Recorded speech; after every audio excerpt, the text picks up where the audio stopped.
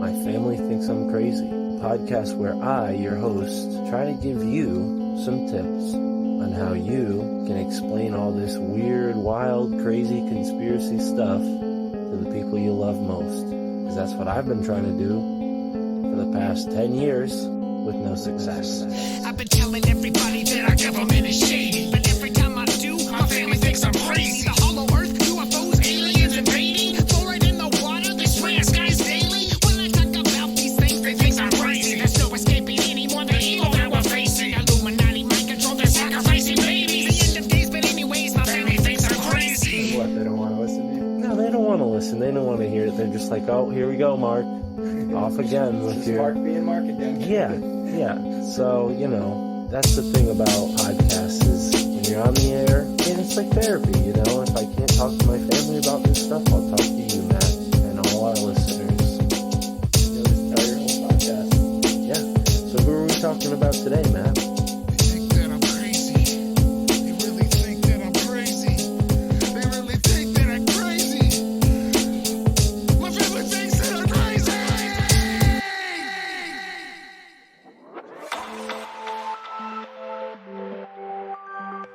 Hey everybody, this is Mystic Mark, host of the My Family Thinks I'm Crazy podcast, and I'm bringing to you today on this bonus My Family Thinks I'm Crazy podcast episode, a re-release of my latest appearance on Lighting the Void, which broadcasts live 5 nights a week on Fringe FM.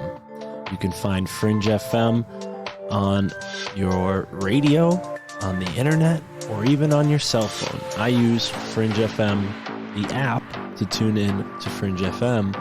I think you should do the same. Anyways, enjoy this re-released episode ad-free of my latest appearance on Lighting the Void, my second appearance on Lighting the Void with Joe Root. Enjoy, and be sure to subscribe to the My Family Thinks I'm Crazy podcast on Patreon, Rockfin. We've got a Telegram. Join in the Telegram family. And while you're at it, leave us a message on Telegram, a voice message, and tell us why your family thinks you're crazy. I want to play those voice messages right here on the show.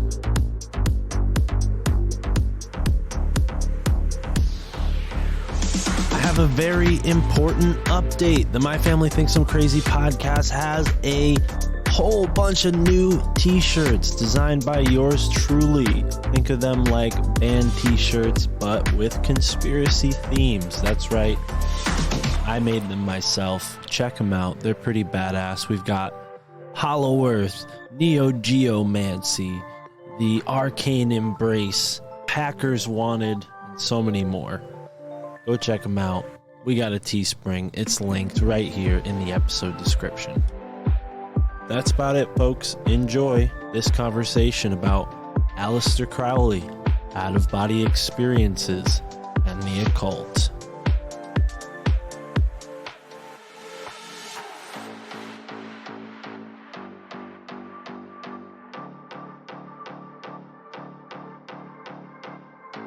Feel your best, get yours on. By man. The universe is a tremendous living organism, which in spite of anything we believe or do not believe, is always right.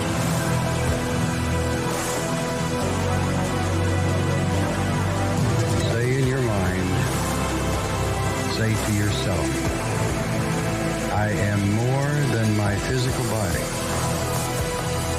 Because I am more than physical matter, I can perceive that which is greater than the physical world. So when maybe you or somebody else creates an AGI system and you get to ask her one question, what would that question be?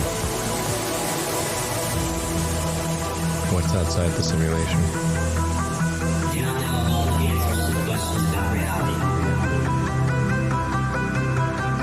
Do not claim to know the ultimate truth about life. I see that which is limited as a part of a family of explorers of consciousness. I'm the void. Someone out there is experimenting on the whole happening? Teleportation, genetic mutation, reanimation. Oh, what happened? I just pissed myself. I've seen a feature like this before. Warm your heads. Wonderful. Open your mind, son, or someone may open it for you.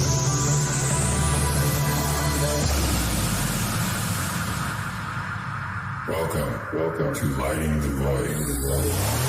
Broadcasting live from Daytona Beach, Florida. This is Lighting the Void, and I'm your host, Joe Roop. We are live on Fringe.fm, KTLK Digital Broadcasting.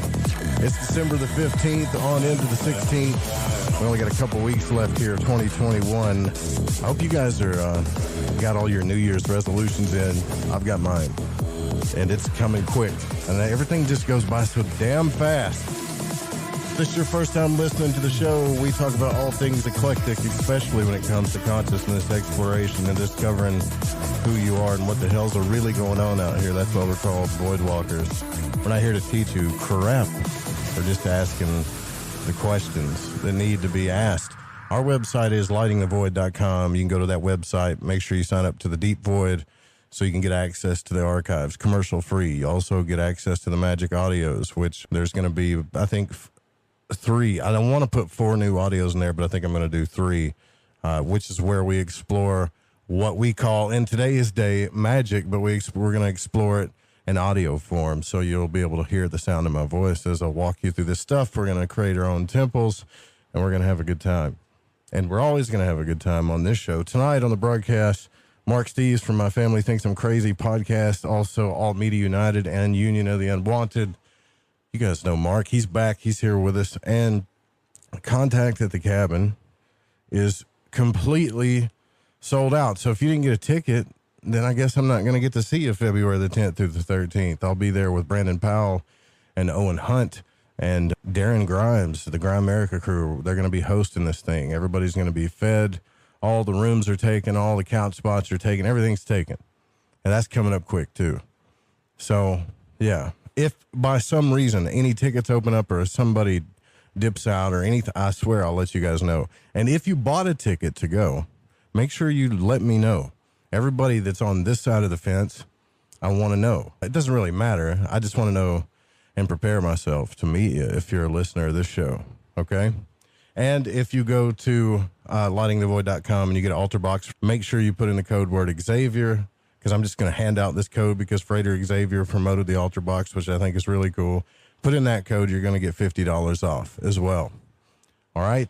So, what else? There's really nothing like in the news that I don't like. I've looked in the news. There's nothing that I really want to talk about other than the fact that this lady in Italy got stuck in a car wash. I don't know why I found the darkest stuff to talk about for some reason. But in Italy, this grandmother had to be rushed to the hospital after being stranded in a self-serve car wash for nearly an hour. She feared for her life when her car got jammed between a pair of rollers and no one could hear her cries for help over the noise. And the woman started having chest pains while using her phone to call for help. And an hour arrived. Now, just to be honest with you, after an hour, help arrived. I look at these like radio show prep service things and I look, well, what could I talk about? And this thing popped up. So if you think I'm sick or that's funny or whatever, like this was broadcasted to a lot of radio show hosts that do radio shows, okay? So it's not just me. Whoever put that news out there, right, is like just as sick, you know? So it's not just me. Also, Pope Francis is telling young people not to be prisoners to their cell phones. While speaking in the Greek capital of Athens, I think it was yesterday or the day before, the Pope said many people today are prisoners of their cell phones in their hand. And the Pope added the young people should serve others. But clearly, the Pope is angling for some kind of miracle here because we don't live in a country where people are here to serve others. But I think it was cool that he mentioned that, right? And what else? I talked about the dog sniffing stuff yesterday where they got dogs that are sniffing out people that have coronavirus in California. If you guys live in Cali, man, you got to get out of there. You got to leave, okay? Ozzy Osbourne just turned 73, which kind of makes me wonder, like, how do you give a present to a guy that doesn't remember anything? And Billie Eilish has launched her first ever fragrance, so there's some good news about that. So everyone wants to smell like 1960s leather pajama bottoms and 3-day-old socks. There you go. All right, so Mark is here with us, and Mark Palmer, Steve's Jr., is an iconoclastic thinker, conspiracy sleuther, mystical explorer, and spiritual devotee. And he's always questioned to the official narrative, whether it was from the classroom or on television or on the world around himself. He researches anything and everything that presents itself to his intuition. He also helps book shows for the Tinfoil Hat podcast, also runs Alt Media United, a member of Union of the Unwanted, a personal friend of mine. And it's good to have you back on the show, brother. Thanks for coming on. It's a pleasure to be back. And yes, I do book shows for Tinfoil Hat. For my show too, a few times actually. So yeah, I have helped you out there. Yeah. I've put a new thing up where anybody can book themselves to come on my show now, right? Because I'm lazy. Well, I'll definitely help you out more often, but yeah, I say that because Sam is a huge inspiration for me. Wouldn't be doing this without him, literally. I mean, you mentioned before we broadcasted that you saw him live in Tampa. That's awesome. That's how I met him in New York City.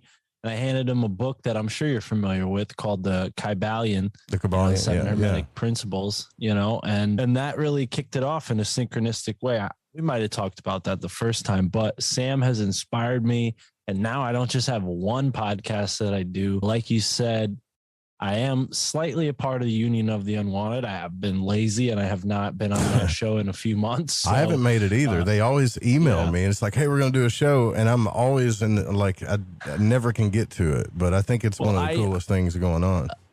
I never get emailed, but somehow I sneak in there. I don't know if they want me or not, but I think it's through the Telegram that I make my way on there, but I got to go on there more often. But I've been really busy because I have 3 other new shows that I started doing since we last spoke. So, nice. Yeah. Yeah. We have Your Handbook for the Apocalypse that I'm doing now with Michael Wan, who I'm almost certain you've spoken to before. Oh, yeah. I love that guy. And then the other show, maybe you're not familiar with these guys, but Generation Z, this podcast going into all kinds of UFO Black Project stuff. We're doing a podcast about the periodic table of elements. Each episode we break down the alchemical, mysterious, and even conspiratorial aspects of each element on the table of elements. So we hit 5 different elements. Last week we did lithium, which was really strange because the next morning after I published our episode on lithium, a huge podcast, which I hope everybody's familiar with, Mysterious Universe, put out an episode called Lithium Crop Circle. So I was like, wow, look at the synchronicity there. How would I have known that that's what their new episode was going to be? Lithium crop circles. I got to hear that. That sounds interesting, man. Well, they find these lithium. I don't know if it's the element itself, but lithium I think is radioactive. So they find residue or whatever it is that indicates lithium in these crop circles. And I think one of the theories is that there's some sort of plasmatic physics going on when they create these crop circles. Like it's not any type of process that we could replicate with the technology that we have in the public sector. Dude, there's some, you know what I want to talk to you about is I think that we are in this age of Aquarius. I've heard a lot of people say, what's the age of Aquarius but I really think like this is it, because there's so many people talking about just cool stuff now and doing their own thing. I was listening to one of Sam's shows where he had on a couple of guys that were in the OTO and started doing their own magic. New York Patriot and Lux, right? Yeah, dude, I would love to talk to those guys, by the way. Occult Rejects. Yeah, I'll put you in touch. I'm actually talking to New York Patriot this Friday. And so it was interesting to hear, and they talked about, the Gateway experience, which Robert Monroe created, right? And they talked about all this stuff that it feels validating to me, just to be honest with you, because I've been talking about this stuff for years, right? When it comes to the Golden Dawn magic and how the Golden Dawn is not Thelema. And even if you don't like either one, there's still something to be understood about magic and also astral travel as a whole and the out-of-body experience and what it's all about, right? And to hear these guys that I've never heard before, right, just pop up on Sam's show, and it feels like they're saying what I've been saying, but they're saying it in just this different ways, right? So a lot of people are saying the same thing in different ways, which tells me a lot of people are starting to not like wake up or become woke to the conspiracy world, but wake up to the spiritual world, right? The world where, oh shit, you know, like I can do stuff that I didn't know I could do. I love what you're getting at. And you know what's so cool about the Occult Rejects? That's the name of their podcast. They were put in touch with me through a friend who I was put in touch with. You know, the way podcasters meet each other. You go on someone's show, then you meet some people that have been on their show. And it's so interesting on the point of the age of Aquarius, because when I was a delivery driver listening to 8 hours of Tinfoil Hat, the Higher Side Chats, Grimerica's show, all of this, you know, your show as well, you know, all these podcasts I was absorbing, and I would listen to Sam's show, and there was just like a connection there. And I would kind of like a schizophrenic, you know, or a crazy person. I would like talk to myself in the van, like, you know, like, and respond to podcasts. Nah, you're not crazy. A lot of people do that because they want to say, you know, they hear the conversation and they're like, damn it, if I was in there, I'd tell them this stuff that I know or what I think, right? And it's so, you know, I get it. It's a familiar feeling, and I had that overwhelmingly, like, oh, if only Sam talked to this guy, if only Sam talked to this guy. Right. So now to be in the field like I am, helping these connections get facilitated, that's all I ever wanted to do, because I don't think that I'm like the expert in every subject. No, but when I hear something, my intuition is like, yes, we need to dive deeper into what this person's talking about. You should have, if you ever get, I don't know if he's been on Sam's show or not, but you should have Thomas Campbell go on Sam's show.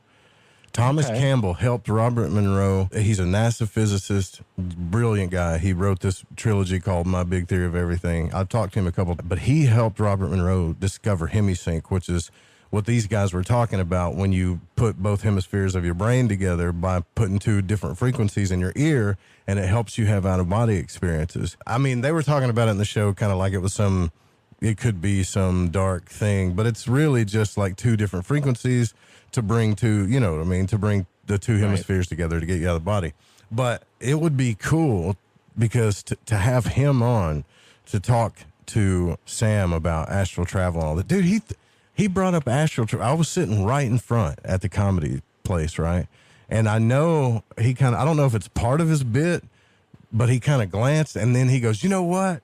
He goes, I want to, he started talking about how everybody was mini creator gods and he wants to get to the 4th D and the 5th D and start an astral travel and all this stuff. And I'm thinking, I wonder how long this has been a part of his bit, right?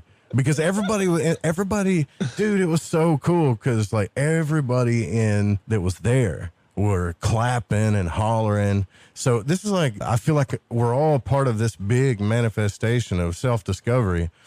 Because I would never think in 10 years that I would be in a comedy club listening to a guy talk about astral travel, screaming at the top of his lungs, and people are like rooting and cheering for him about it. It was so crazy, man. You know? It was so crazy to think about. It's awesome. I'm a big comedy fan, but I'm not, you know, into like the lower vibrational humor stuff. And what's so cool about Sam is like he, you know, cut his teeth in the place where the best comics, you know, got their name, you know, the Comedy Store. He's bona fide and he has all the skills of a comedian. But then to that point, towards the end of his show, and I don't know if it's changed since I've heard it, but he breaks it down, you know, in a way where you're like, oh, wow, this is more than just a comedy show. This feels like we're at like some kind of cult meeting or something. Like he's empowering people, right? He's trying to get people to wake up. And I don't say that cult thing as if it's a negative thing. It's like, it's a beautiful thing because, you know, I don't think 10 years ago that would have been appreciated. I think people would have just probably like the rare few might have been excited, but most people would just be like, you know, waiting for the next joke. And I think that that's a big indicator of what I've experienced. I mean, I'm only 27 years old. So 2012, not only was it a big awakening for the world, but for me, from my perspective, it seemed like it was just a part of what I was experiencing, this kind of, coming of age, turning 18, looking in all this stuff, getting crystals and like feeling like, oh, wow, these crystals are actually doing something to me. Cause I would smoke pot and I would read books, but like crystals were where the fourth wall was broken for me, because I really, I've always been super skeptical. As interested as I am in a lot of fringe things, I started my interest as a really young boy being interested in nature and animals and like classifying it all in my mind. So for me, I still need that structure that you get from the more, like proper sciences, even though they're not so proper. I apply that to this realm, and crystals for me were a big breakthrough, because I didn't really get the mind over matter, the mind matter difference. I was kind of stuck in that materialist paradigm for a while, and it was a combination of crystals, psychedelics, and cannabis that got me out of that. But I haven't had any out of body experiences. I don't know if I've spoken to you about that. Oh God, dude, you got to get that going, man. You got to start ripping on that for sure. Yeah, and I don't want to like cheat by doing DMT, and maybe that's not cheating. No, listen. All right, I can tell you for sure, it's not. Like, it's not even the same thing, right? And right. What you'll realize is some people will start calling astral travel. It's something different. Like, I really still believe this. I don't care what anybody says. Like, there is where you can literally pull your soul out of your body, kind of, right? And be in this realm.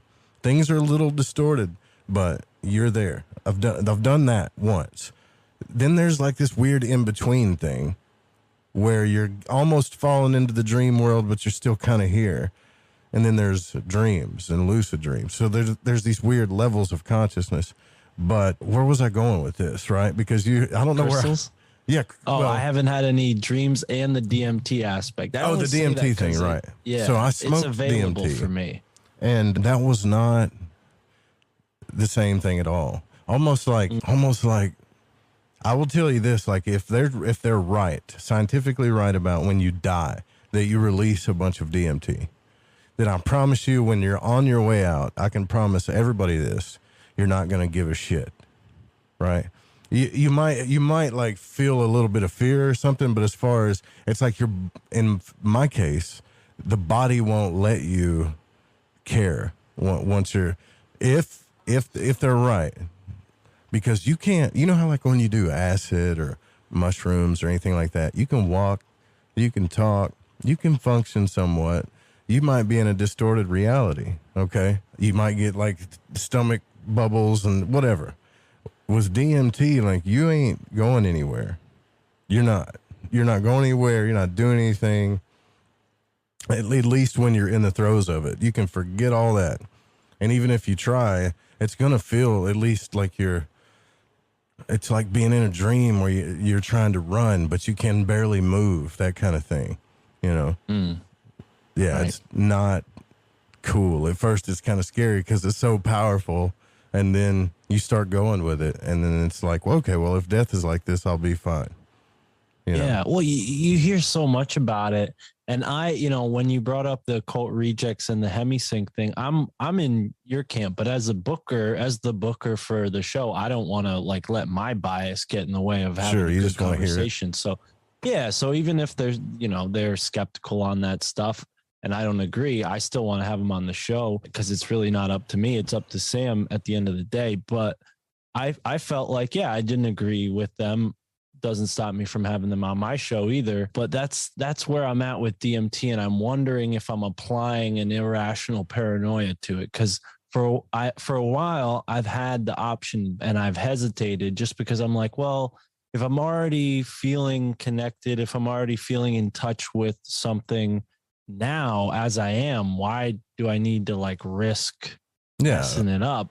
And I don't know. But then again, is that irrational? Is it not going to mess me up? I mean, I think you should do whatever you want to do.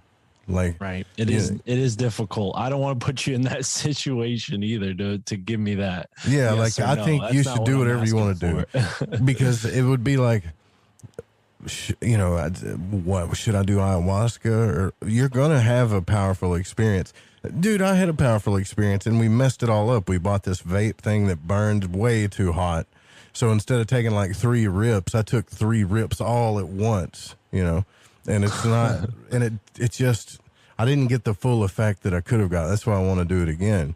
But I personally do not feel like it messed me up, took me off my energetic journey or anything in any kind of way. I just feel like it took me to a different place that I've never been before, and I was, you know what we did, bro? We listened to Terrence McKenna all day, prepped ourselves and all that stuff, and then like wasted like half of it because we were just burning this stuff so hot in this thing, So that's another thing too. You want to make sure in my opinion, if you're going to do it and you finally make up your mind you want to do it, do your homework before you do it and get a good setting. That's all I would say. Yeah.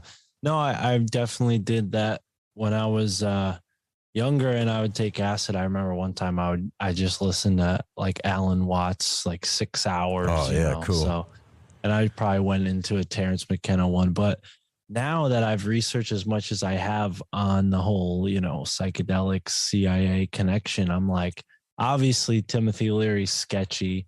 Terrence McKenna, I don't know. He seems to be sort of on that like tightrope, maybe leaning towards the side of not a total psyop.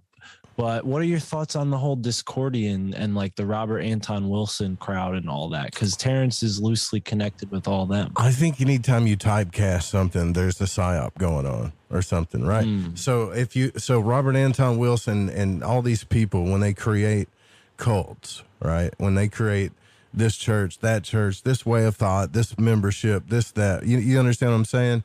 I think I hear you. When you start to typecast yourself into a certain section, right? And I do it too. I call my people void walkers. But really, what is that? They're just people that are willing to go into the void and not claim to know anything, right? I'm a void walker. Right. But I think, let's say void walkers got to a big level, right? And everybody knew what a void walker was, and everybody knew who Joe Roop was, or if I thought myself more important, I would call myself Joseph Daniel Roop. You understand what I'm saying? Why not just say Robert Wilson or Rob Wilson? When people start giving themselves 3 or 4 names, then they're super important, Just I'm worried. You introduced me as Mark Palmer Steves Jr. Oh shit. But that I would say, look, if I wrote a book, I didn't even think about that, bro. I just trapped myself, didn't I? If I wrote a book, I would put Joseph Daniel Roop in there because to me, Joe Roop is the radio personality, right? No, but I see what you mean. As soon as you categorize or segregate or segment things like that, it ends up losing its wholeness, which is what the essence of what they're really selling is anyways, right? Yeah. I mean, that's what all these groups are really trying to give you is a connection with source, but they end up being a middleman, I find, more often than not. Yeah, and you know what'll happen as well, this, when you start going on your own journey of self-discovery and you start spreading that message and the universe starts rewarding you for it, what'll end up happening is lots of things will shift and change in your life. And I think sometimes the ego kicks in and people start thinking, well, it's my time to, get my tribe and all this other stuff. But what will end up happening is the more that happens, you got to think about like what happened to Jesus, right? Some people will start hating you, even plotting against you, saying you're what are you saying? You're God or something like that. And, magicians are devil worshipers and tricksters. And then other people will come to you and say, I want to learn how to change my life through connecting to the universe. And then you say, okay, well, this is how I do it. How do you connect to the, let's figure this out together. And all you're trying to do is figure stuff out together. The second you put it in categories, books, secret societies, stuff like that, that's when the powers that be, I feel like, can get their murky little hands into it. You know what I mean? I 100% agree. I'm finding more and more what people have been resonating with from my show is talking about that sort of synchromistic, looking into your own backyard, the type of thing Mike did with the Susquehanna River. Not a lot of people even probably knew what the Susquehanna River was for the longest time. And then such an awesome story, really. Right. And I've been trying my best to look into the state that I'm from and all of the interesting aspects of the land. And one thing that stands out on all corners of the globe are stones, not just because we use them as building material, but also because they last, they're seemingly much, much more immortal than us. They do wear down over time, but they are like these sort of markers of the past, and they're like sticking up out of the earth. And just finding really strange, huge boulders in places where you're like, wow, how the hell did this get here? And stone rows, which I think we talked about last time I was here on Lighting the Void. And yeah, all these stone rows, it's just adding up to an explanation that doesn't fit what we're given. And the explanation is that Indians, slaves, and colonists built them to divide up property, which is okay. But, some of these stone rows go all the way up the side of a mountain, over the top of it, and it's like, this seems more like a trail than a fence. You know what I mean? So I'm starting to look at that stuff. And then the other really cool thing that I've noticed is when you find these huge, 1, 2, 3 ton boulders in the stone row, it's like, okay, if colonists were building this, how many oxes did they have to pull this boulder in place, unless they just had it there already and built around it, which doesn't seem to add up. But then there's the extreme cases where you have like actual structures built out of stone, the stone chambers. Right. Listen, I got to take a break. I already went over the break here. I know you're used to podcasting, right? Radio's a little different, right? But when we get back, Mark, we're going to go into magic. We're going to get, what we didn't get to talk last time. I want to talk some deep Crowley stuff here with you. Okay. How about that? Yeah. 0335 is the calling number. Welcome back to Lighting the Void. Mark Steves is here with us, and I hate the fact, man, I hate that I cut you off during the break. It's hard to get used to this radio stuff, isn't it? Huh? All right. It's fun, though, isn't it? The long form. It's fun. We're breaking it up. It keeps me on my toes. So you were talking about these stones, man. Tell me about the stones.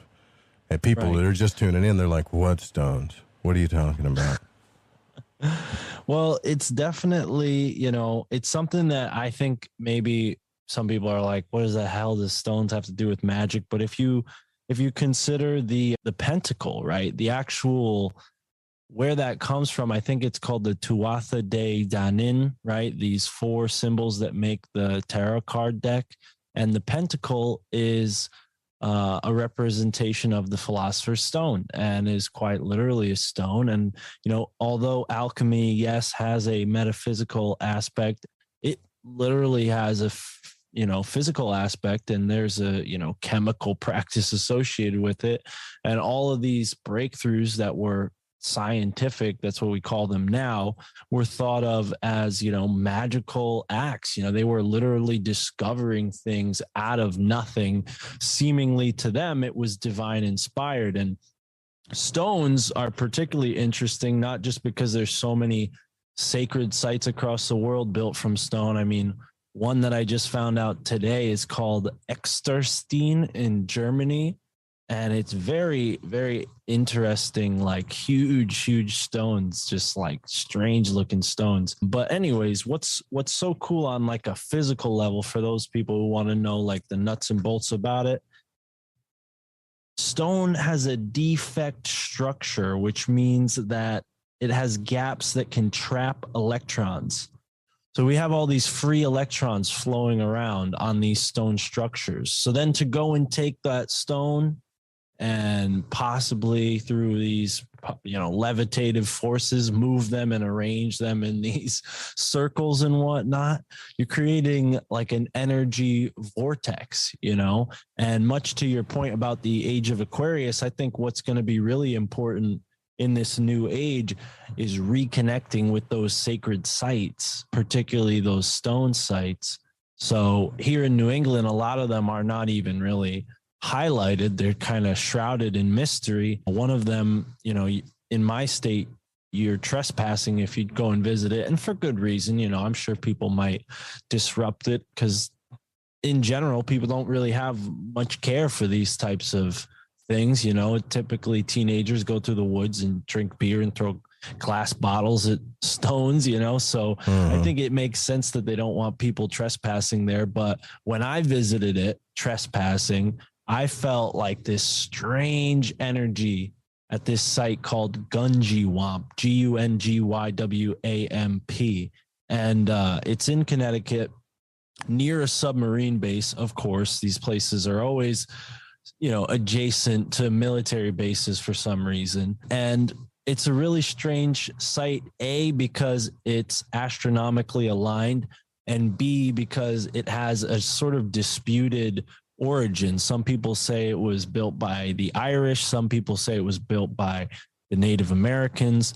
And this is just one of dozens and dozens of examples of weird stone structures around New England and the United States at large, and North America, even South America, that are yet to be fully explained. So I think there's a certain magic in that. And what's so cool about understanding not just synchronicity, but the way our reality works is when you go out and explore these things, you might very well be led down a rabbit hole and end up discovering something. Kind of like what our man did, right? At, Susquehanna Alchemy or whatever. Oh man, your Zoom froze up, bro. That sucks. But what I wanted to do was, I agree with you on that, by the way. But what I wanted to do was talk a little bit about Crowley, because I listened to that show where these guys, they were talking about that, man. And they joined the OTO. And for some reason, they got out. And they got out because they started realizing that some of the information didn't line up. Some of the things that they were talking about didn't line up.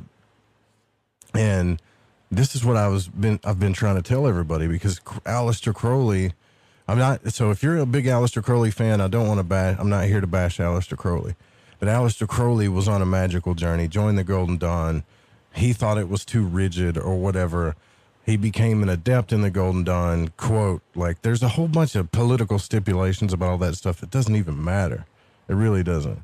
And then he started his whole thing based on an invocation that he did in Egypt, where Iwas, or this being, came down and told him, if you guys have read the Book of the Law, then you know what I'm talking about, where he basically started his own religion. And then he proceeded to go around, and implement what he believed into our Western systems of occultism, even Freemasonry. Like, it was so important for his viewpoints of Thelema to be accepted by all of these people. And granted, he wrote a lot of books, he did a lot of things, and a lot of people have learned a lot of good things from Aleister Crowley. But I think because I seriously think Aleister Crowley did magic a disservice in a big way, because even when I hear people talk about the Golden Dawn and other stuff, and I've preached this before, it's all like Crowley has his stamp all over it, right? And there's so much more to learn besides just the Thelema. You get what I'm saying, brother? I hear you. You hear me? Yeah, I think we lost you. Did you call back in or something? Yeah, I'm here. Okay. So, what are your thoughts on that, by the way? I know that you like studying Crowley. I'm not here to bash him or anything. I just think that magic is still trying to uncover itself from, I don't want to say the stains of Crowley, because that's not what I'm saying. It's still trying to uncover itself from the idea that everybody that practices magic is like Aleister Crowley. It's a bad anchoring image, I think, you know? Absolutely. I don't think that, you know, the typical inflammatory take on him helps, but I'm definitely not in the persuasion to defend him by any means. I think what's interesting about him is the fact that he wrote as much as he wrote, and that's about it for me. Like I come at this stuff from a literary interest. And on the point of Crowley, connecting back to what I was talking about before I broke up there, you know, he started really his spiritual understanding through mountain climbing. Right. And, you know, again, I think there's something to that. There's something to going out in the landscape, and especially stone landscapes. But beyond that, he was somebody who lived a very complicated life. I mean, growing up in a strict religious Christian sect that he did definitely didn't help him, you know, develop into a healthy human being. And I think that pressure, especially like a repression of his sexuality, at least in sort of the pretty extreme way, in the sense of being caught in the act by his mother, you know, and being kind of chastised for that and getting that nickname, the Beast. I think, you know, not that I'm a Freudian anything, but I think that there's definitely something psychologically telling about the early events in his life and why, you know, the later events in his life transpired the way they did.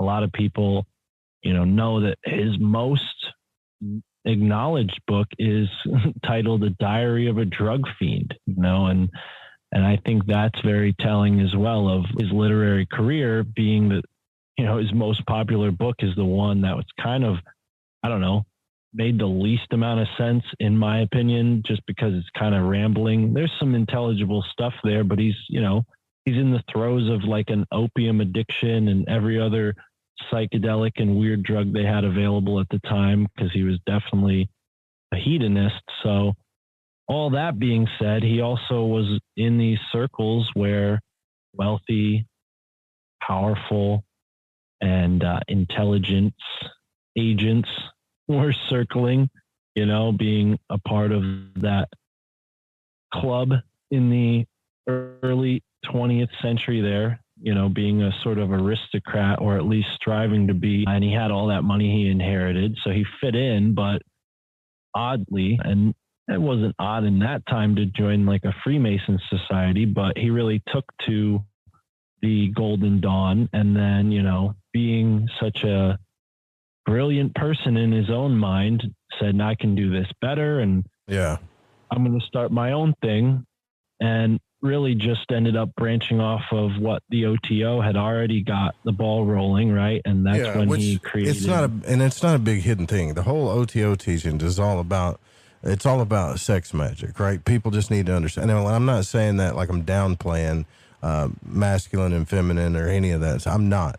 But I think Crowley took it too far, in my opinion, but also to a level where there was so much still to learn about love than stopping where he stopped, right? But he got to the point where Jesus, you know, the Golden Dawn's like another religion to him, because you know what I mean? And he didn't like that. So. Right. Yeah. Yeah. I think he definitely is far stranger than he's given credit. I mean, most people just remember him as wicked, but it's definitely a case of somebody who led a kind of a trailblazing life in that time. And I was always fascinated by the stuff that you don't really hear about him, like his time in Mexico, right, where he became a Freemason, right, and he was doing all this stuff around Mexico with possibly, you know, magic mushrooms and peyote. We know peyote, but it is possible that he was also using mushrooms. So I find that, like, you know, occult connection very interesting, because you see it resurface in the, like, later on, you know, kind of when he's coming to his demise with this whole psychedelic movement. You know, it's very obvious that the intelligence agencies, at least loosely connected through him, were aware of these kind of substances going far beyond Gordon Wasson, that he's often given credit for bringing mushrooms to the Western world. But I think there was a lot more people than we think playing around with that kind of stuff in that time. Yeah, you get lost. Well, we get lost in trying to find out. Then this is what happens. Like, this is why I wanted to play some clips from that show, but I didn't get time to record it.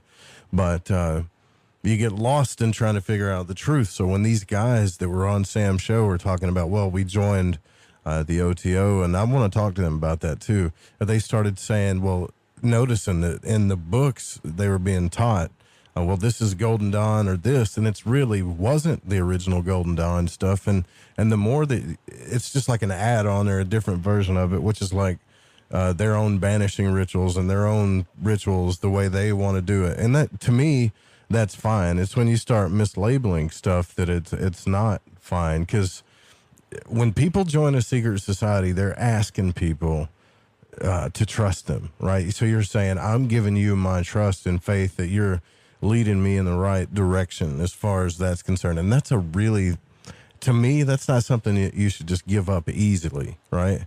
So when you tell somebody that, well, this is a Golden Dawn ritual, or that this came from the Golden Dawn, and it really didn't, like take the book Liber 777, right? Everybody thinks Aleister Crowley wrote that book, but Mathers wrote that book. Crowley just published the damn thing in a different way, and it's right. Like, well, most of the stuff you'll find that he had to go back to the Golden Dawn teachings and then do it in his own way, right? Or add things to it or whatever. And I think it's just this rebellious thing of, don't tell me what to do, right? Because I want to do it my way. I think that's good, but I also think, like, what if God came down to you and told you, hey, this is the right way to love, and this is what you need to do to work on yourself. And I'm not saying that's what the Golden Dawn is at all, but you looked at it and you're like, oh God, this is daunting. I don't want to do this. How about I just take half the teachings and just do it my way, because I'm smarter than the rest of you, And plus I want to experience all the stuff that magic is supposed to teach me, which like hedonism, right? I want to sleep with a bunch of concubines and call it love and all this other stuff. And then if you study Israel Regardie, people would fall in love with this guy, right? They would fall in love with Crowley.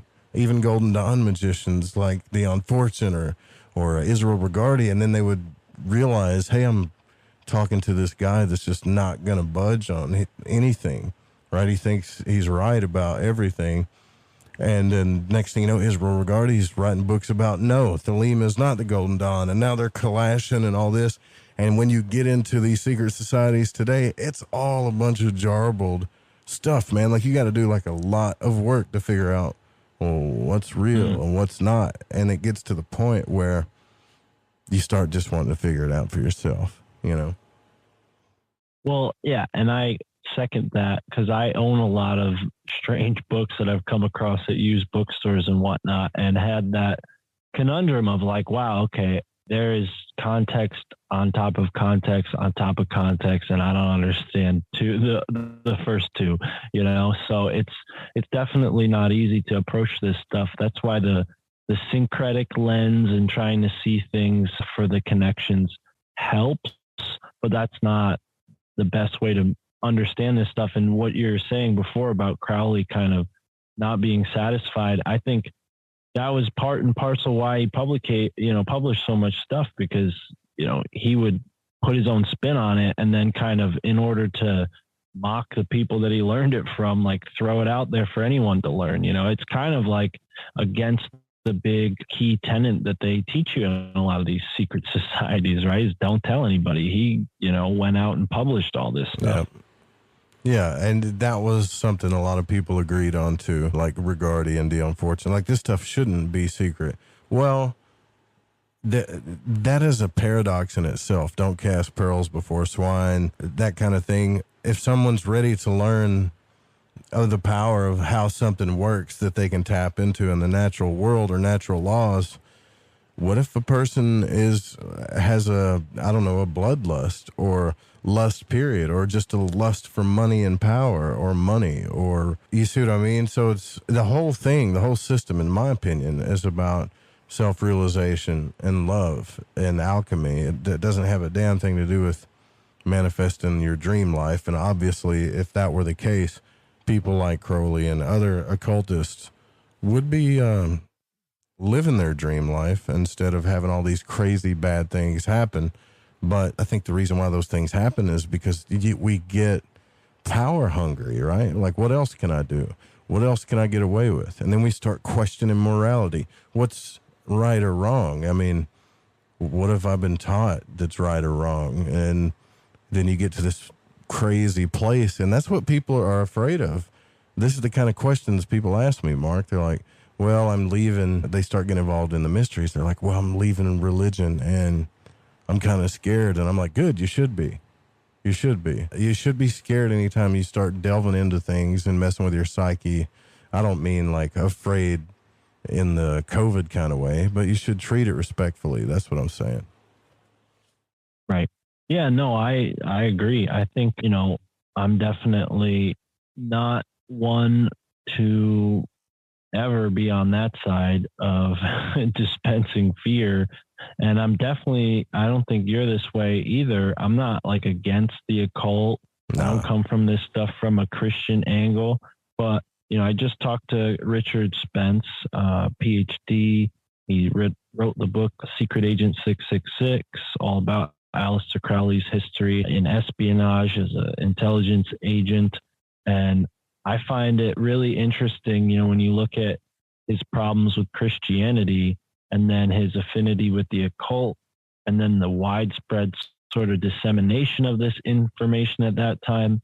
I wonder if that, this is just a thought experiment. I'm wondering if that was somehow sort of setting the table for the 20th century and what would happen. I mean, you see all this science fiction type being written around that same time. Yeah, go ahead. I think you're onto something with that, right? I mean, we got to take a break. We're at the top of the hour, but I think that's what I was going to try to give you a teaser for. What we'll get into when we come back. Drop the teaser, brother. Go for it.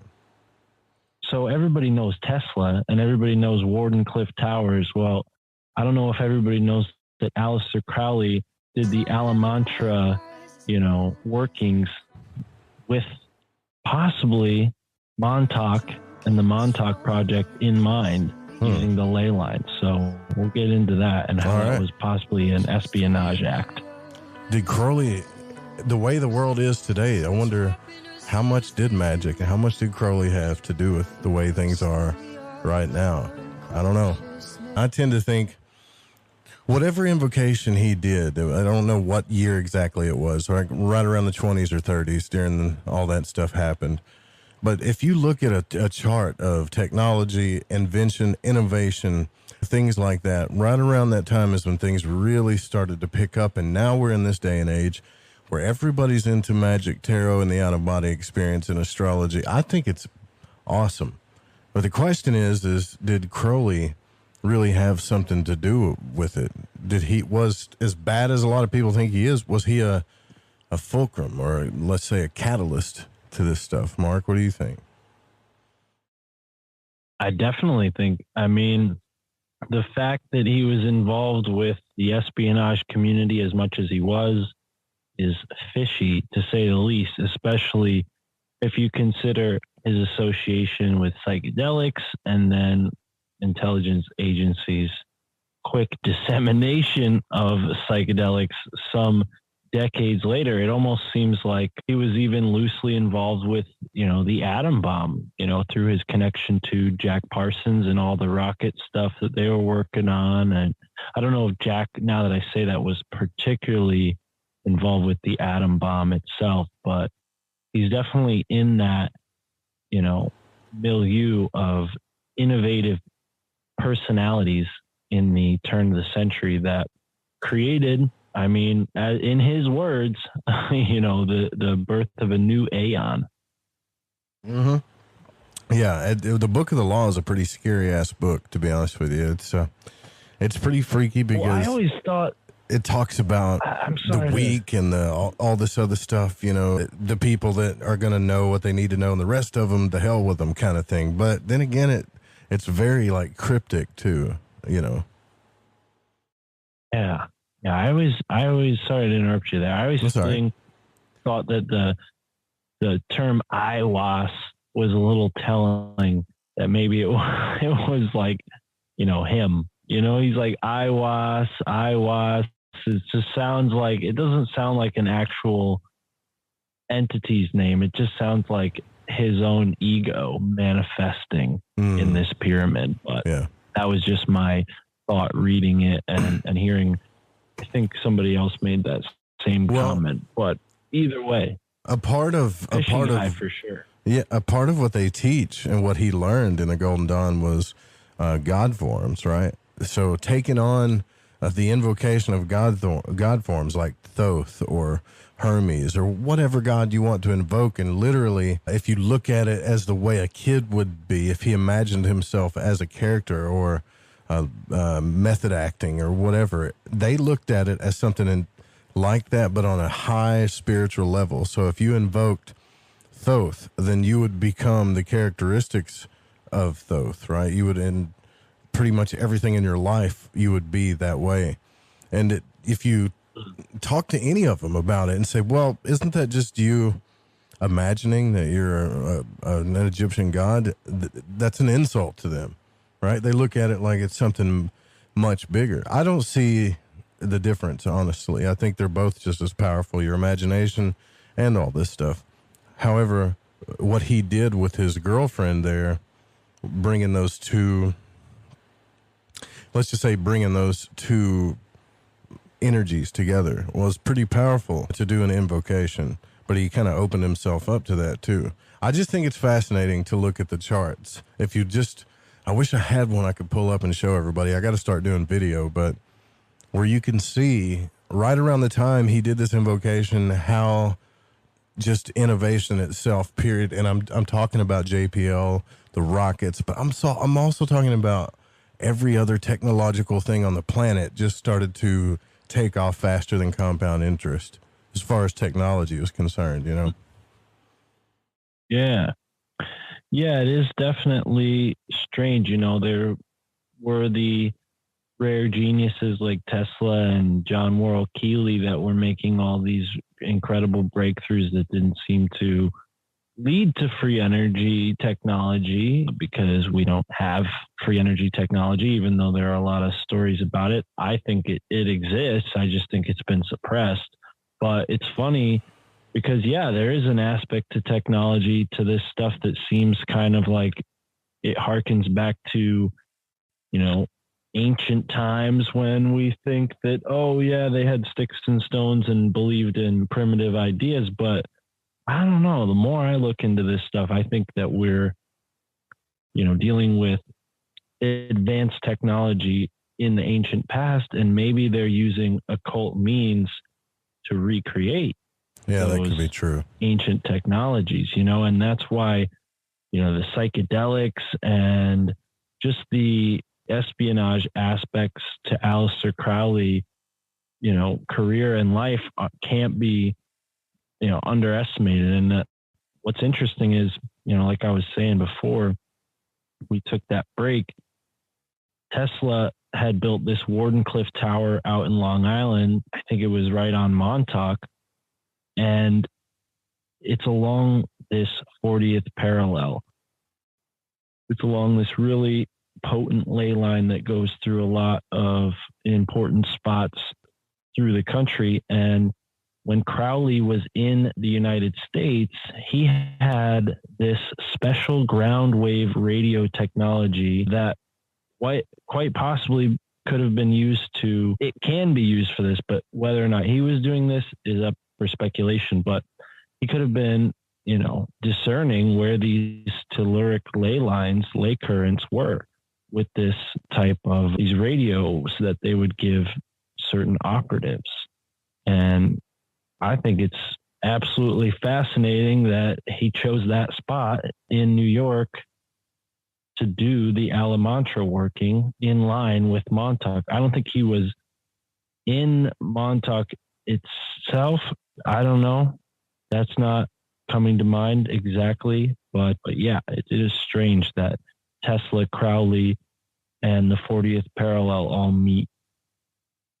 It's very strange, and that's just the fact that you're talking about that makes this really cool, right? Let's just be real about this right now. The alternative media, including the Fringe and Alt Media United and things like that, are getting a massive foothold into this realm now, right? I mean, there's still what you would call mainstream media and all that stuff, but I think this whole, what I was telling you about, the age of Aquarius, the verse, all that is hidden will be revealed, that kind of thing, I think that's happening on an individual level, on a collective conscious level, and even on an earthly level. There are press releases right now all over the internet talking about how there's a new religion of truth seeking being formed because people are tired of being controlled and manipulated. And what you have to learn to see is, once you really start tapping into this stuff, is how am I contributing to this, right? So if there are massively hidden things and we're being controlled and manipulated by what we've learned in the Kabbalion and Hermetics and stuff like that, how am I in my life allowing that to happen to me and doing that to others, right? And then once we start waking up ourselves, everything is going to change. Like, I believe right now we are on the precipice of some massive change.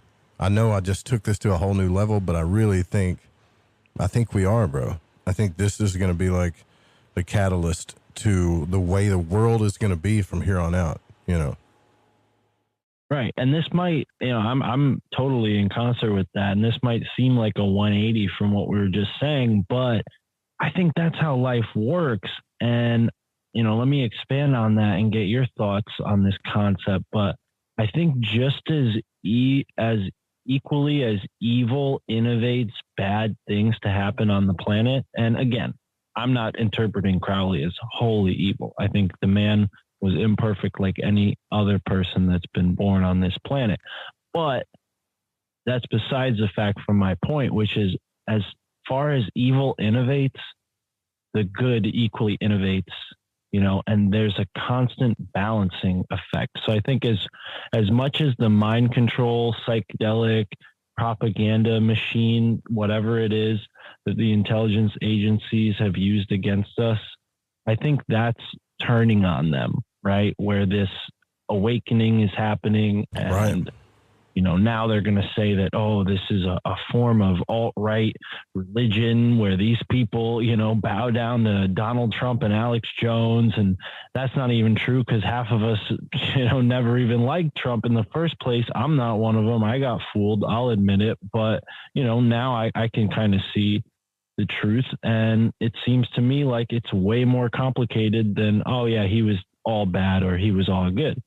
Because I'll tell you what, I certainly wish we had the same gas prices we did when Trump was in office, but not to get into that realm. But I think, as bad as things have seemed in the past 2 years, this is the energy that becomes the catalyst for that breakthrough that opens up the new aeon that is a consensual new aeon, not a new aeon for the elite, but a new aeon for everybody. And that might mean, getting them out of the way, or them, getting themselves out of the way by flying off into space or hiding away in an underground bunker. But, I definitely think that the energy can only lead to life and creation.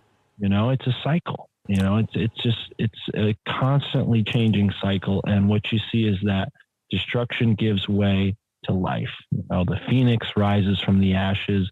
The shit and soil gives birth to new life. And I'm sorry for cursing. No, on it's the fine. radio. But I think you're right. But I think people are coming to this place of empowerment. Like, we come from a place where, okay, if you got a lot of money, everything's going to be fine.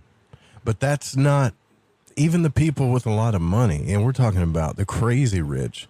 They're not even thinking about that stuff anymore. They're thinking about what experiments can we do to figure out the questions of life and the outer space. And even this guy that invested into cryptocurrency, I forget his name, but people are talking about how he's like this massive millionaire. And he said, you know, I'm bored, right? Because he put all his money into Bitcoin. He posted this on Reddit. He said, I fell down a rabbit hole. The excitement of making the money was great, but now I'm bored. There's two feelings that I have. I'm super bored, and I don't feel like I deserve the cash. And now all he wants to do is figure out what life is all about. You see what I mean? Everybody, rich, poor, whatever, it doesn't matter where you're at. They're being pulled towards personal resource, the question of the I am, who am I, what is life after death, and what is consciousness. And these three questions are moving everybody, rich, poor, whatever. And the internet, we've created this thing consciously called the internet, which finally enough is run on light, right?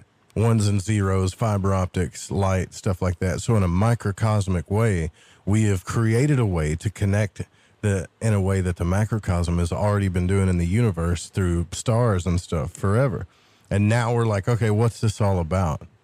You know, I think people that want to downplay the magic or just call it the occult or whatever, the second they have an out-of-body experience, like a real one, everything changes. And now when you get on YouTube and Facebook and Twitter and whatever, everybody is talking about it, man. So there is nothing to me, like if you're one of these guys that always wants to be different or cool or above the rest, where are you going to go?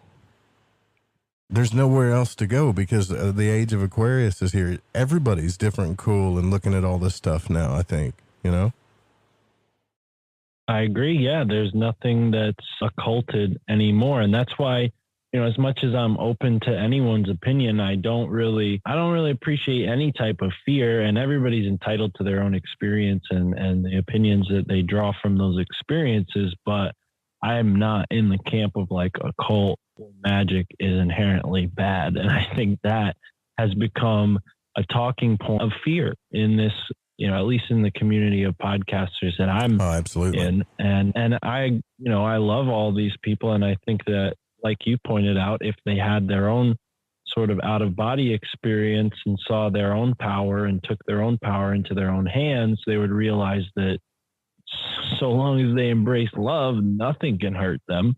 And it's funny, I just spoke with someone who I know you've also spoken with recently, or maybe not recently, but Chris Matthews from the Forbidden Knowledge News podcast. I love that guy. You guys talked about his love experience with the little frog guy, and I thought that was so cool, man. Like I asked him a little bit about that, and we got into some stuff on aliens and UFOs and all that. But I don't want to ever be in the position of like telling people like, all right, the end is here.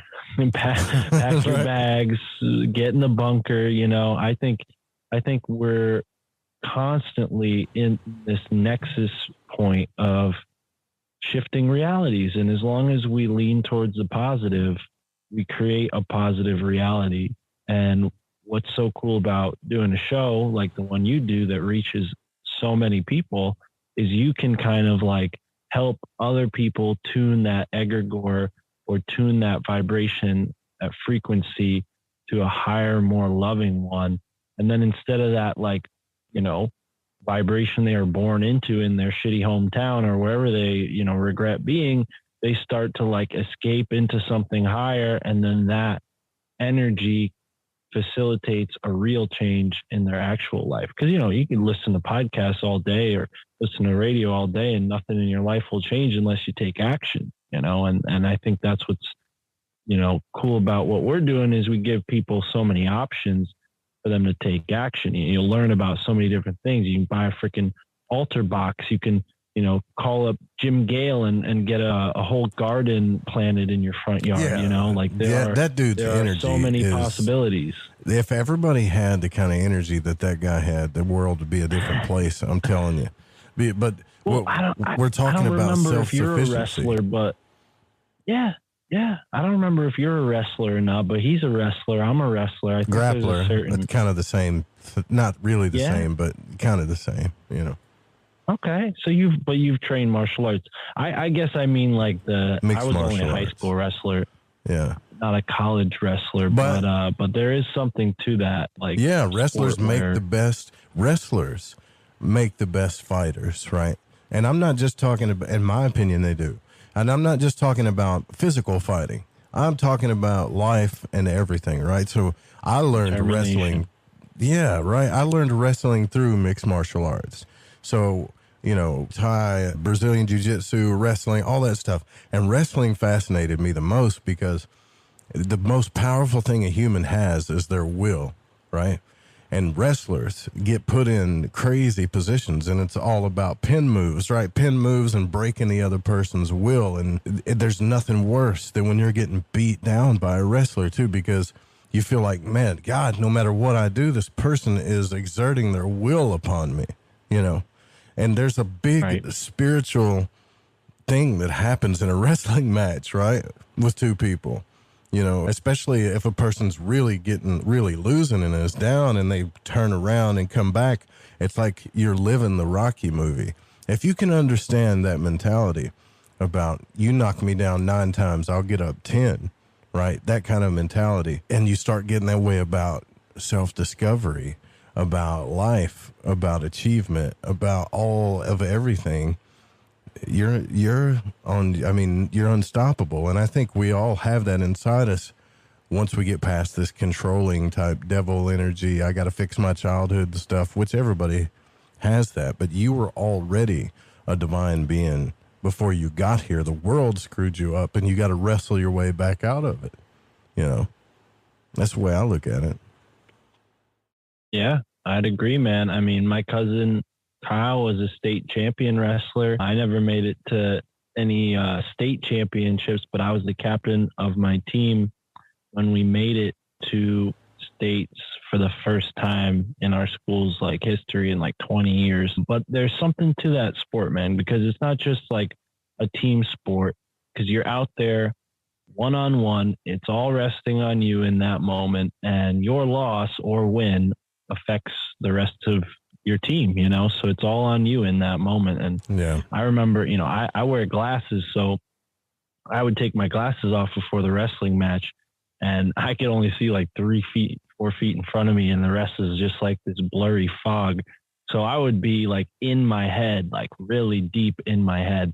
So wrestling for me was a huge, huge moment of self-discovery, because when I got voted captain, I realized like, oh crap, like I totally like talk my way into this. I don't have what it takes to do this, you know, and then I had to find my way, and I ended up being, I think, a big motivator for the rest of the team, and really found my voice in encouraging others to do their best too. So yeah, not to get into the whole thing on wrestling, but there is something to martial arts. I mean, I've had martial artists on the show plenty of times, because I think it's really overwhelming, the overlap that there is, not just because of Joe Rogan and podcasting, but it seems to be like something to magic and like even just like the more secular, like, you know, mental sort of mastery type thing. Well, it's it's understanding the will, really, right? So even if you fought somebody, there's this technical people that, you know, like you and I have both probably been in matches where if you'd looked at the talent or whatever, we should have lost, but we won, or vice versa, right? So, but what happens after a fight, or at least for me, when you get beat, you don't think, well, man, that person was just better than me, right? You think, what did I do wrong mentally? What did I not prepare for? I could have done something differently to win. So you're constantly trying to learn new things. And that's how I am with, you know, consciousness and spirituality and stuff like that. To be honest with you, I didn't even want to be labeled this magic guy or anything like that. I just talked about it a lot and practiced it because I wanted to learn it. And people started kind of putting that onto me, you know.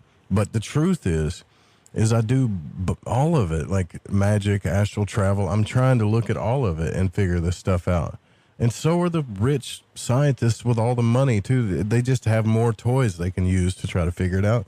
And they're not getting any close. At least we don't think they are. But that's a whole other topic, though, bro. Like, where are they when it comes to this conscious exploration? Do they know some stuff that they're hiding from us right now? Oh, yeah. I mean, I'll give you an example that I just learned about from a book I just finished called Latitude 33. It's all about Disneyland by Walter Bosley. And I'm not like, I've never been to Disneyland. I'm not like a Bosley's Disney awesome person. He is, yes, awesome. I definitely encourage people to look up his work and his books. But either way, he mentions this guy, C.V. Wood, who was like the head designer behind Disneyland. And he came from the Stanford Research Institute. And if you're familiar with Walter, you know, he talks about these ley lines a lot, which is why I got really interested in his work. And what's so interesting is the carousel, the King Arthur's carousel in the original Disneyland was placed at a three-way intersection of ley lines. And this is a Stanford Research Institute guy who designed this. So very clearly, you know, they're aware of these energy lines. I mean, you know, it's speculation for sure. I don't think there's any conclusive, you know, documents that say, oh yeah, we did this because of this. But I mean, Walter's theory is that this is why Disneyland had that happiest place on earth atmosphere. And then in 1982, when they moved the carousel out of its original position, it totally disrupted that energy field and might have contributed to their kind of weird, infamous, you know, and I'm sure you've talked a little bit about Disney and all the weird stuff that you can find out about them, conspiracy or not, true or not. I don't think Walter's point is to give Disney a bad name in that book, but yeah, I definitely think it's telling, you know, with the Eisner stuff and the kids club crap, and it's just really weird. But you know, not my point bringing that up, rather the ley lines. I mean, that's fascinating, the fact that you have this spinning device, a carousel. Yeah, we got to take a break, bro. You always get right in the middle of sentences, dude. It's cool, though. No worries. No, it's cool. We'll talk more about that, too. I also want to talk a little bit about biogeometry and stuff like that. We'll be right back with Mark Steves. Go check out his podcast called My Family Thinks I'm Crazy. We've been talking a lot about magic, the out-of-body experience, his podcast, the gateway experience. That is something I think everybody, I don't know, Mark, have you even tried the hemisync stuff? Have you attempted it? You know, I'm not talking about binary beats. I mean, just the gateway experience to launch yourself out of body. Have you tried it? No, I have. I should have by now. I have a couple of Robert Monroe's books and I've read through them, but yeah, no. Yeah, you definitely got to. You have to, because this is going to change. Isn't it? To me, it's funny that I think, okay, everybody's like, Jesus Christ, how much is this guy going to talk about Robert Monroe? I think what this guy did in the 70s is just now, everything that he talked about in his books is just now being realized. And isn't it kind of funny that the people that do this big stuff after they pass away is when their creations really start kicking in. And if you think about that magically, what do we know about magic? That if you look at sigil work or any type of creation or any type of manifestation, you charge it with intent, and when you let it go, it really becomes something bigger. And this is where people's legacies, like if you have a family and you're trying to leave a legacy behind, things like that, usually you'll find that it'll get built up full of energy while that person's building it. And then when they pass away and hand it down to their children, things like that, it becomes bigger. You ever notice that? Indeed, yeah. I think that's the case with most authors. There's something about this, you can't really prove it scientifically, but there's something about what we're calling magic right now that I think has a formula of when things are truly let go after they're charged is when they become manifest in the biggest way imaginable. Like the idea that's realized, you know. Yeah, I'm kind of a little unsettled by that, considering the recent comparisons I've heard from astral realm to the metaverse, or what the metaverse will become. You know, there's people who are familiar with the metaverse and play around in VR. They're like, oh yeah, this is the astral realm. This is, you know, an actual astral realm. I forget. I think I was talking to another podcast host about this, and this was the point they made. I don't want to say who, because I don't remember who. But yeah, they made this kind of point like, oh yeah, it's just, you know, a projection of the astral realm in the, you know, electronic, you know, space. Mm-hmm. Well, I think we are little mini creator gods. I think we are the I am that I am. I think we're just a smaller version of the I am, right? Like, and it gets smaller and smaller. So if you, like what I was talking about earlier, if you look at the universe, the sun and the moon, they create this binary energy for us here on the earth. And if you look into like spiritual alchemy and all this stuff, there's a lot of this talk about the solar body, the lunar body traveling through starlight. And without the rays of the sun, we would have no life. And there's all the sun worship and all this other stuff. But what we've created in a finite way through the laws of nature is how to transfer information through light, through ones and zeros, alpha, omega, the binary, you know. And we don't even know that we're creating in a fractal way yet. Like, I think we're going to discover that what we've created here on this little planet is a smaller version of what's really going on out there. And I don't think that ever stops, ever, to be honest with you. No, it's that microcosm, macrocosm. I think I was looking into this book. Sorry, my headphones keep hitting. That's all right. I was looking in this book, the Glossary of Architecture, and there's all these really strange, like mythological images in there, which is odd. But I noticed the like concept of a cathedral. It's like the image of a man. You know, you look at the shape of a cathedral from the bird's eye view. You have the arms, the two wings. You have the spot where, you know, the ceremony takes place. That's like the head. And then where everybody sits is the body, and where you walk into the cathedral is the feet or the legs, right? So it's really interesting, you know, all of these examples. And it's not just in man-made things. I mean, that's, you know, planned out. In nature, we see this over and over. Mm-hmm. Yeah, for sure. And I don't know, man. I kind of chuckle at this. I was talking the other week about Jeff Bezos and all these guys that have a ton of money. They're talking about turning the earth into like a natural forest or like, you know, like Yellowstone or something. And everybody else is going to live in outer space, and the first travelers in outer space are going to be the ambassadors. And I started realizing that this guy's taken his Trekkie mentality, his Star Trek mentality, and because he's got a lot of money and a lot of power, that they can actually do this stuff if they wanted to. If they all decided to come together and say, hey, we're going to leave the planet Earth and we're going to turn this place into a national park, so to speak, and we're going to depopulate it, you can start really seeing how the conspiracy theorist world can validate a lot of this stuff when it comes to DNA manipulation, depopulating the earth, all of the stuff that we're called crazy tinfoil hat wearing whatever for. If you really do your research, you can see that there are powers that be that is trying to expand consciousness and understanding. And I would say the real war isn't understanding consciousness and all this other stuff. It's how we're going about it, right? Like, are we willing to try to get answers so bad that we're going to experiment on the human race? I think that's the problem, to be honest with you. Yeah. I mean, it's definitely polarizing, but there's a huge amount of people who don't even think we can get to space. I was just having a conversation with my buddy Ryan from the Dangerous World podcast, and his thought was like, well, what if they're just going to charge all these people money to go into space to live on some colony that doesn't exist.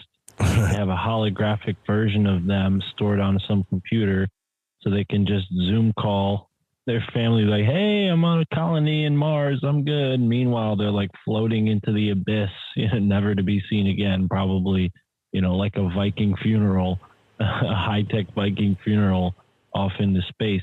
I don't know. I mean, I tend to think that it's definitely strange territory whenever you get into the outer space question. And, there's the whole idea that they're just all throwing fake. all this money into black budget projects for other reasons, and space is the distraction. Again, I'm not in the side of people thinking space isn't real. I don't know. I mean, it's just the underground bunkers. And this is all something that, again, Ryan brought to mind. He was pointing out how, all of these guys like Elon Musk, while they're talking about going into space, they have all of these projects digging underground, creating all these underground tunnels. So it's like, well, maybe they're going up into space to create some kind of satellite that'll warn them when the next solar flare is coming, and then they're just going to go hide underground while the rest of us fry VR suits. You never know, man. But the point is when we're all going to get to the bottom of it, right? We are. I have this intuitive feeling, which I think a lot of what magic is about is learning to listen to your intuition, not your paranoia, but your intuition. They're two different things, right? If you want to know what space is about, or what's underground, or what's this or that, we're starting to come to this understanding that we can go and find out for ourselves. We can leave our bodies and go find out for ourselves. There's always going to be a distortion of our programming and the conscious fields and the collective and stuff like that. But we have the capability to do what the military has been experimenting with people for a long time that they say was inconclusive and just buried it. But I can tell you, and anybody that's had a real true OBE can tell you, that if you want to know what's fake or what's real or what's hidden, you can find it if you're willing to search for it consciously. I know it sounds wackadoo, right? But you can. I don't, I'm sure people think that, but I don't at all. And I'll tell you what, when I was in community college, I cared a lot more about, hanging out at the park in between classes than I did going to class, and just smoke joints and read books on the bench in this park. And one day I struck up a conversation with this gentleman who noticed a shirt I was wearing. He happened to be Native American. I happened to have a shirt on with Sitting Bull on the shirt. And we just started talking. This guy became somewhat of a mentor to me. And I'll tell you what, I never really, again, skeptical kind of mindset from the outset, from the beginning, before I knew anything about conspiracies. Yeah. But one thing that he told me that always stuck with me, and he told me a lot. We spent a whole 2 hours talking about that. But one thing he told me was when he did a peyote sweat lodge ceremony, sort of like a rite of passage, the same way his father and grandfather did it. He went into this trance underground in his astral body, and he met with a reptilian goddess, right? And this is a man from a tribe in Arizona. So, desert culture, right? So he's going underground in this trance, and he didn't say it was like a hallucination. They don't talk about it like we do with modern psychedelics. They're talking about it like it's a real, he really saw a reptilian goddess, so to speak. Right. And much to the, effect of what you were breaking down initially when we started this conversation, like with the differences between your DMT trip and like an astral realm experience, like that's the gravity, the weight of what he was telling me. Like this is real. And this entity had been in communication with their tribe, with their group of people for, a long time, great grandfather onto his great grandfather onto his great grandfather all had this experience of this same entity. So when I heard that from my man Amos out here in New Haven, Connecticut, amongst all the other things he taught me about Skull and Bones and them, I was like, okay, there's something to what David Icke is talking about. This lizard people thing is not nuts. It's got some meat to it, you know? Yeah, for sure, man. And this is my point is what you got to do when you're void walking, which is, I think Robert Monroe is the ultimate void walker. You have to keep asking questions, right? Like, even if you do have an out-of-body experience, you have to ask, is my experience the same as this other person's experience? You have to start removing variables and finding the parallels. And that's what he was brilliant at. I mean, he would bring all of these people and just do experiment after experiment till he started really, finding the trees instead, finding the forest instead of trying to nail down the tree. He never came to some like legitimate answers like, what is God? Is there life after death? Is the earth round or whatever? Like, he wasn't even concerned about some of that stuff. But what he did do was find out that people could go out of their body and actually do stuff in other rooms, and what Dr. Stylianos Ateshlis or Daskalos calls exomatosis. And I did these experiments myself with my son, where I would leave my body and then try to like beat on the table while he was playing video games and stuff like that. And some of it worked and some of it didn't, but there's a little bit of distortion in the conscious realm too. So to me, if you want to know, you have to be able to experiment and be open, like Thomas Campbell says, to accepting anything. Okay. Because the second you tell yourself a truth, you've just walled off something that might be true that your conscious will never learn, right? The earth is round, space is infinite, et cetera, et cetera. You have to just stay open and move towards whatever it is you're trying to move to.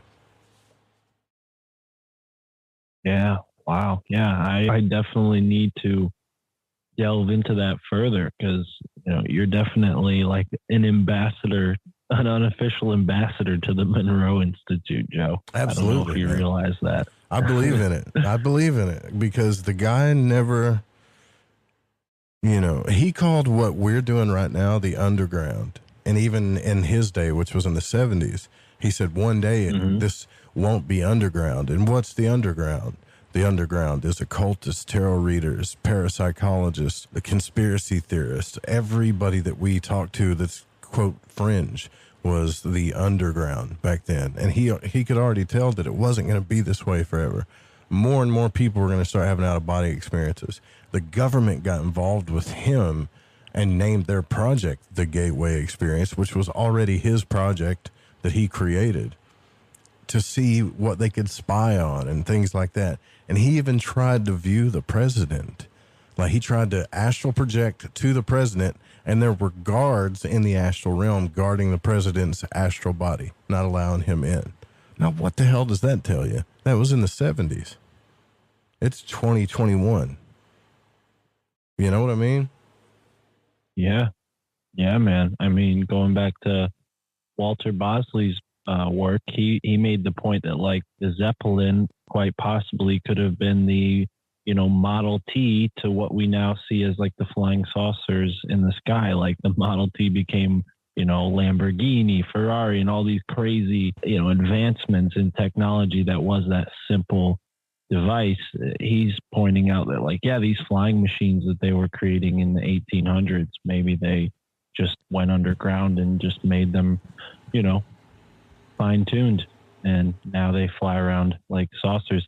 I'm not against the alien stuff. I find that for some reason more compelling. I love all of that information, but some of the human explanations just seem more interesting to me. But again, I haven't experienced an out-of-body experience. I haven't had any contact experience. I did just talk to Nick Hinton on the podcast the other night, and he was like, oh, I just saw a shooting star, because he was doing the podcast from his car. And I walk outside with my girlfriend after we were done recording the podcast, and we see 4 shooting stars. And I was like, I literally like said it. I don't remember exactly what I said, but I was like, I wish upon a star to see something flying through the sky. And within a moment, I saw a shooting star. So I'm not a skeptical person by any means. I have a lot of faith in these things, but some of the things that we speculate about, I can only speculate about, and I haven't experienced it. But with the Robert Monroe stuff, it's like a tangible method or practice that you can follow. I'm interested in the hemisync thing too, because I recently learned about something like asymmetrical, right? The asymmetrical nature of the world. That's like an alchemical secret that we could spend a whole 2 hours talking about right there. Well, we only got 60 seconds left, bro. So you got to tell everybody how they can find your show and put all your links out there. Plug away, please, sir. Right on. Well, altmediaunited.com is the place where you can find my podcast as well as over 60 other podcasts, including Fringe FM, featured on the site in the top bar. But My Family Thinks I'm Crazy is the show. You can go to my website, myfamilythinksimcrazy.com. And like I said at the beginning, I have 2 other shows and a third exclusive show on my Patreon called The Library of the Mystagogue, where I take you through the books that I have on my bookshelf. So yeah, it's a lot of content that I'm putting out. But yeah, I noticed you had some availability this week, so thanks for letting me jump on. If you need somebody to fill in this week, next week, whenever, brother, I'm always down to jump on. Well, that's good, because I get tired of hearing myself talk, and people are like, why don't you just get on the air and talk? I've had callers call in and say that. Why don't you just talk? Forget the guests. And it's like, you don't understand. I like to have a conversation, right? Like, it's hard to stare at a microphone and say something and you get no feedback. That's not a conversation, right? So I like to have conversations. I love this stuff, to me. Yeah. Let's do something soon and have a bunch of people call in, because I want to hear some callers. Last time we had callers and that was a lot of fun. Well, speaking of which, Ryan Gable is up next, but he will be back this week. He's considering, you guys, I'm trying to talk him into doing this, but he's considering into doing his shows live on the air, just like I do mine. And I'm going to give him access to the phone. So I'm hoping that we're planning on him coming on this week. So yeah, it's going to be fun. And thanks again, Mark. Thanks for coming on. Dude, it's a pleasure. Like I said, I'll come back anytime you'll have me. You guys have a good night. Sweet dreams. Night night.